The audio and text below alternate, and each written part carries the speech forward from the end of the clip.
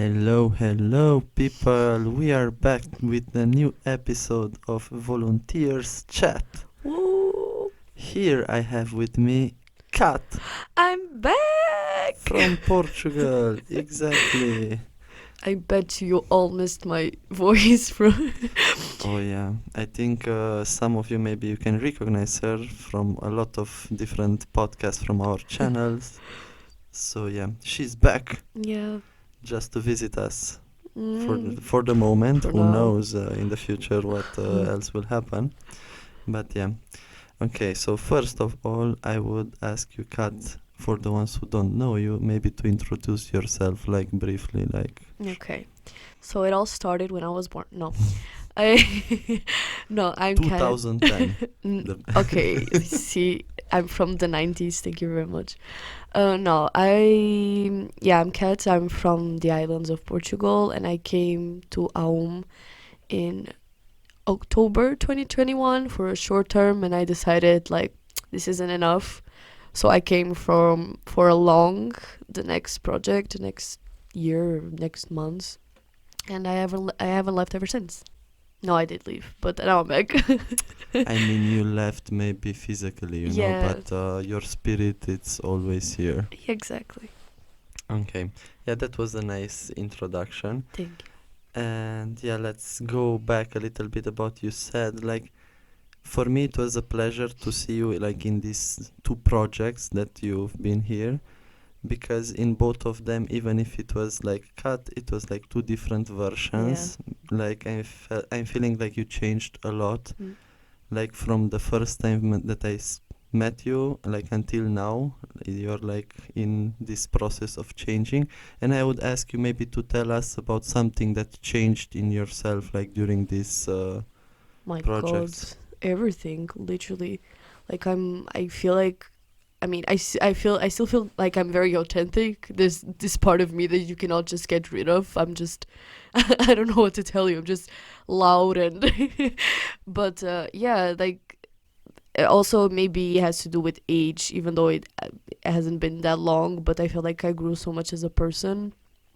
I mean, literally everything, like knowing other cultures and living abroad for the first time. I come from a very small place where I didn't know a lot of people. Like I knew the people from my island that I knew my whole life, and you know it's weird, it's wild, and I generally owe all to this project, because if I don't think this growth would have been possible if I didn't come here in the first place, for sure.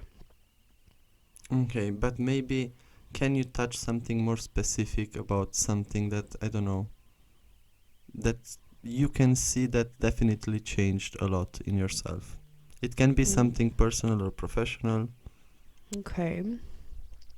Yeah, professional, I would say, like, I was definitely, when I came here the first time, I definitely thought, okay, I'm doing this for 2 months and then I'm off to work somewhere else and doing something else. I studied film and everything, so I thought that's what I wanted to do. But a year and a half later, I'm still doing this. I usually tell people that I'm a professional volunteer, because I've been doing it for so long. After this, I've done like 2 more projects and training courses and youth exchanges and things like this. So definitely, I would say my professional life has kind of been changed to this. Like I really enjoyed like this NGO things and Erasmus and things like this, and I wouldn't mind doing it for some time, which I feel like is a big change for me, because if you listen to my previous podcasts, you would know that I'm that person that I wanted my Oscar by 25, and that's definitely not happening because I'm almost 25. You still have 5 more years.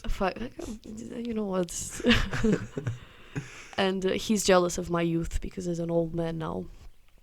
But yeah, and personally, yeah, I mean, it's that thing. Like, yeah, I feel like I feel more sane in a way. I feel like I was losing my mind before I came here, and this like helped me become a little more sane. And like yeah, this like you wouldn't believe it, like this whole meeting other cultures just changes your perspective in life so much. Like maybe not everyone hates you, maybe you're just hungry or sleepy, and it's really not that personal. Yeah, and it was really cool. Nice. Okay, so now maybe let's discuss a little bit about what you did for real here. Like, what were like your tasks, or like what was the topic about your project? So, in the short or the long one, or both? Both. Okay, because the short one, because of COVID, we unfortunately didn't get to do a lot of stuff, but it was the start of our beautiful podcast for the long. Pum pum pum. Yes, because we did mental health, two radios, but then it was web radio. No, it's a podcast, but it's still like our web radio about mental health, and I had a lot of fun with my beautiful colleagues. We just had a lot of fun. And then in the long, I got like a social media person. I was going to the workshops and my teammates, they were doing workshops about sexual health and anti-bullying, and I was there just taking pictures and helping how I could. And then, Instagram reels, TikToks, YouTube videos, and the podcast, obviously, about sexual health. Healthy Love, go check it out if you haven't. Yeah, indeed. And I don't know, like, if you're thinking about these both projects and you would think about a wow moment, which it would be, like, the first one that came is in your mind? I mean, for me, it's always like, because I feel like a lot of people think that we come here for vacations, or they're just coming to travel. They travel, she's traveled so much around Romania. Anyway, but like, and you kind of feel self-conscious about it, like, am I here helping or am I just traveling? And like, when you see the impact you actually have on people, like the people from Sighișoara, for example, like when we went to Veritas, and you could tell that they really appreciated our company, or when we taught our national dances to the kids, they were very grateful for it, and they gave us a paper in our languages. I still have that paper, because it seems like such a stupid little thing, but it meant so much to me that they took the effort to actually translate it and give it to us. Yeah, that was really cool. It's the impact we caused. I would feel that most grateful thing. Yeah, I'm feeling that as well. Like, when I'm looking at you and like at them, I feel the same. Yeah, especially because you're from here, so I can understand that.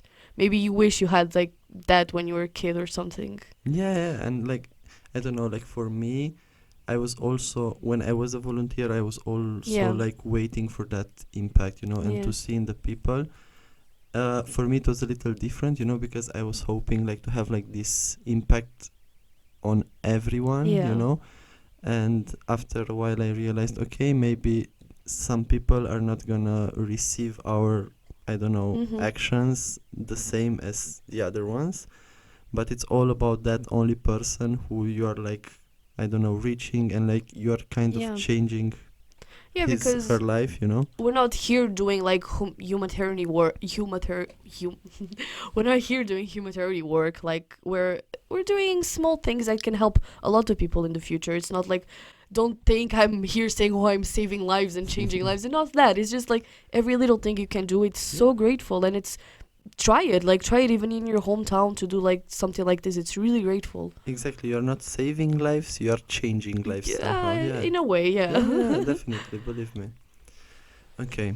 And why do you think people should do volunteering? It's fun.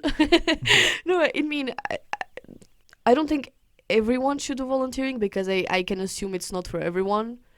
But that's the thing. I never thought I would do it. I would say that I've been always, since I was young, an empathic person, like maybe most people are.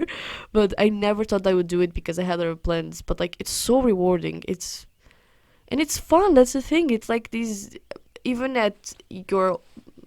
do it at your country or you're in your town, and you gather these people and you're all doing the same thing for someone else. It's so rewarding and it's so fun. And like these projects, these ESC projects, not sponsored, they're so fun. Like, I cannot believe, like, it's such a great experience and you can do so many stuff. We were doing like non-formal education, but you can do so much other stuff. You can do like rural stuff, and if you're into that, I've volunteered in festivals. It's incredible. Like it's an experience. I will definitely, if I have kids, I don't even care if they want to. They're doing it. They need this to grow up and. They should want it because that's why it's volunteer.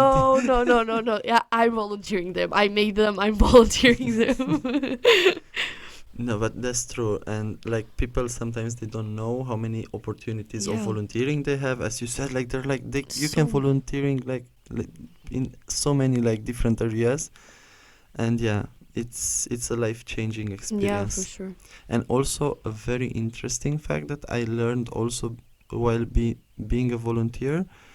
I don't know, before doing this, I was always considering that volunteering is like, I don't know, doing something for free for someone Mhm. else. So it's like doing something for the others.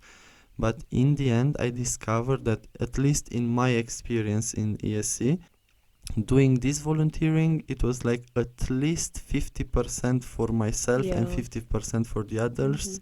And I discussed about these proportions, let's say. Mhm. And like some people were considering even that they are doing more for themselves than for the others, Yeah. you know. So it's, if I don't know, if you're not doing volunteering just because you're thinking, oh, I don't want to do that because I don't want to do something for the others, I want to do something for myself, you're actually doing something for yourself as well For sure. by doing this. Mm. Yes. Okay. And I don't know, what advice would you have like for a future volunteer? In general or in AUM? I think you should come to AUM. First advice, come to home. After Yes. that, After that, this is just take it easy on yourself, first of all, because it's gonna be like a lot of judgment from like your family, your friends. Oh, go get a job instead. Why you're volunteering for free? That's stupid. Whatever. There's gonna be a lot of self-judgment probably, which is the worst part.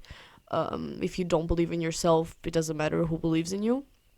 But like this is probably gonna be, if you make it, it can be one of the best months of your life.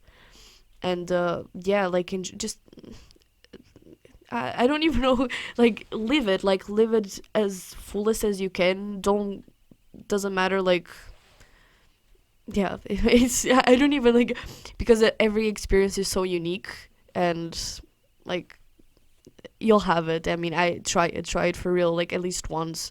I did that. Like I thought I was gonna do it for 2 months, and I'm here for a year and a half now. Not here in AUM, but volunteering. So it's really worth it, I would say. nice. I don't know, like I agree with all that you said, you know, and like this remind in my mind, like just try it, you know. Yeah. Just try it, because I don't know, it may be like the perfect thing for you, maybe not, maybe it will feel like extremely natural and comfortable from the beginning, or maybe in the beginning it will feel like very uncomfortable, Yeah. and you will like not suffer, but let's say you will struggle a little bit, but after that it will get better Yeah. and better. For me it was the same, to be Yeah. honest. Like I remember the first moments here, like I was like, oh my god, like I was afraid to talk, I was feeling anxious and everything, you know. So it was like not comfortable at Yeah. all for me. And after that it became like the most pleasant thing ever, you know. Mhm. And like I was like, okay, I just want this to don't end, you know. Yeah, and like I remember, and maybe you can remember as well, because my first project, you were my facilitator, and I remember that you asked us how we were feeling and tell us as like an animal, what animal represents you right now, and I said the Chihuahua because they shake a lot and they're nervous, and that's me. I was so, because I was put in a room with 16 other people from different parts of the world. Thank God I could speak English at least. And it was such a scary experience, but every time it gets easier and easier. Like usually people, like, I remember like at the end of projects, people are like, wow, you sounded so confident when you came here. And I was like, did I? I was, really? I had no idea I did. Like, yeah, it gets really easier and easier, and it's so much fun. I mean, it's also sad at the same time to go group by group, because you miss the others, but then you make other friends. And then I've met, for example, this happens more than Erasmus and volunteering as well. I've met 3 people so far that have known each other, for example. Like it gets a small world, and people from around the world, and you get to stay at their place, and they get to come to your island. I'm from to your place. And yeah, it's super fun, super interesting. Yeah, it's this big Erasmus ESC family. Yeah. Oh my God. Yeah, and it's like you are meeting people that are like, I know that person. Like, I Yeah. know that person as well. It's like, It's crazy. Like the world is so big and so small at the same time. I mean, Europe. Let's do Europe, Yes. maybe. I mean, it's starting to become also Yeah. more open, and like a lot of people, even from outside Europe, are coming in these programs. I don't know, with these residential permits Mhm. and so on, you know. Mhm. And I really hope that we'll live that day when these projects will be like open for the whole world. Oh, you that know? would be amazing. That would be That would be amazing. incredible. Well, yeah. Yeah. Okay. Mulțumesc, Kat, Thank because I know that you still know some Romanian. What? Yeah, it was a pleasure to have you Yeah. back here in Romania, in the office, Mhm. in everywhere. Oh. Okay. Yeah. Not gonna cry this time. Oh. Yeah. Thank you very much. Thank you. And see you soon. Thank you. Wish you the best. Bye bye. Bye.